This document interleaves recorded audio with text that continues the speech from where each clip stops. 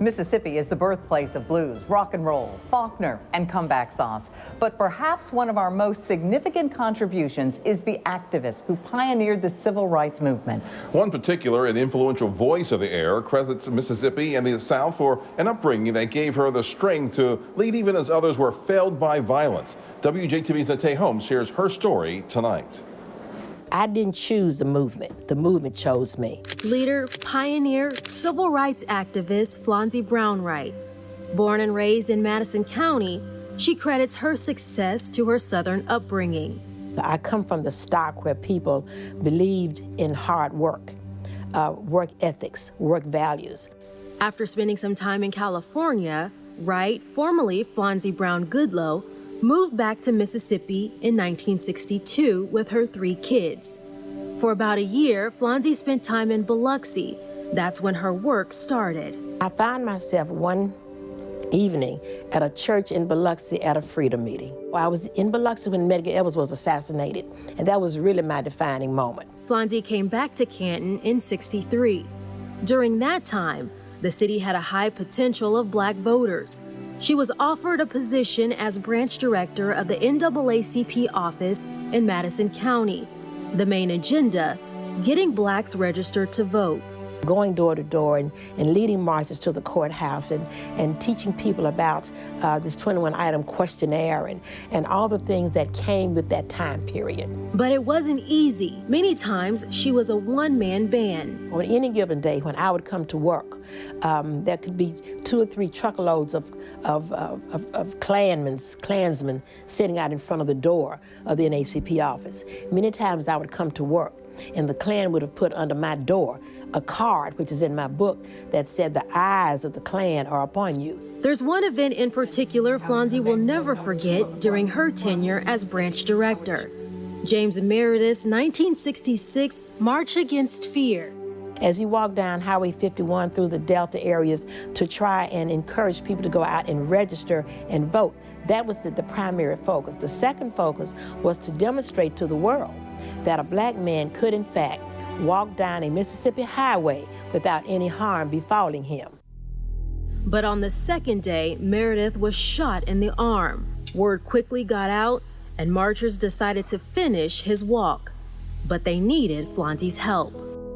About 2 days before they reached Canton, my telephone rang.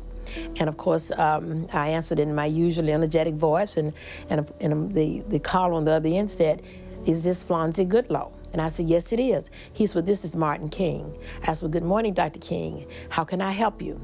He said, "Well, as you know, we're on our way to Canton, and we'll be there in 2 days, and someone has told me that if I wanted to get something done in Canton, I need to call you." After rallying up the community, Flonzie was able to coordinate food and lodging for 3,000 marchers. Flonzie introduced Dr. King on the steps of the Madison County Courthouse. I had the opportunity to take Dr. King around Canton. Then he said to me, he said, "You know, I want some soul food," because I guess he had eaten enough bologna sandwiches.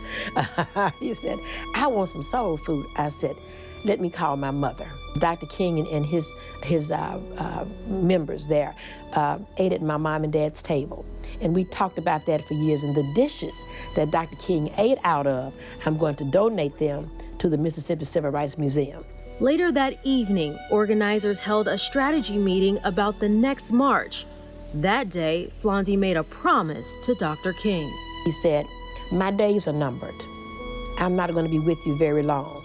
But what I want the 12 of you to do is to make me a vow that when I'm gone, not if I'm gone, but when I'm gone, that when you see racism, when you see injustice, when you see discrimination, that you will call it out." In that meeting with Dr. King, my purpose was clearly defined. After King's visit, Flonzie decided to run for election commissioner in 1968. We had, by that time, registered enough black people in Madison County to elect anybody. But the rules were changed right before the election. Prior to my election, only the person from Beat 1 had to campaign in Beat 1.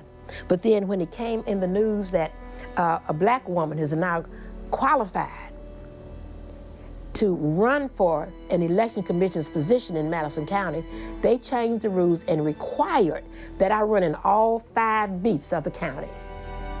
And then I beat them all. The next day, Flonzie made headlines in the paper. Goodloe defeats Riddell, becoming the first Black woman to hold an elected position in Mississippi. Flonzie says she faced every challenge head on, but threatening messages involving her children was frightening. I had to protect them because they didn't choose what I was doing.